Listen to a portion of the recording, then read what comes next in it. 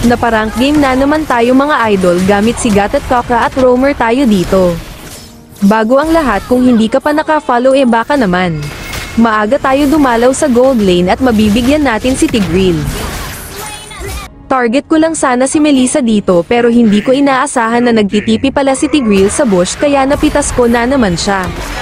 Tapos dito sa mid lane napalaban sa amin si Melissa, hindi tayo makalapit dito dahil sa ulti niya. Tapos biglang dumating si Tigreal at tinulak tayo at sakto naman at may passive tayo kaya nakaltukan ito ni Gatot. Tapos lumapit ulit si Melissa kaya nabigyan din natin ito. At dito pagpasok ko sa bush ay nandoon pala si Alucard at bigla itong napalundag sa takot. Sabay passive naman ni Melissa at todo hit sa atin. Nagdash tayo papalapit sa kanya pero nakadash din ito. Kaya si Alucard na lang ang binanatan ko. Pero hindi ko inaasahan na mapipitas ko din si Melissa kaya naka-double kill pa tayo. Ikakat na sana nila Tigreal at Benedetta yung lord namin pero mapipitas lang namin sila dito.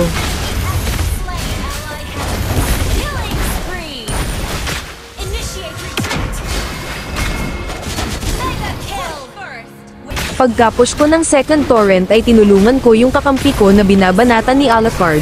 Pero dumating si Melissa kaya hindi nakaligtas si Yuzong. Grabe na ang damage ni Melissa pero makakatalon pa tayo dito at mapipitas pa ni Gatot si Melissa.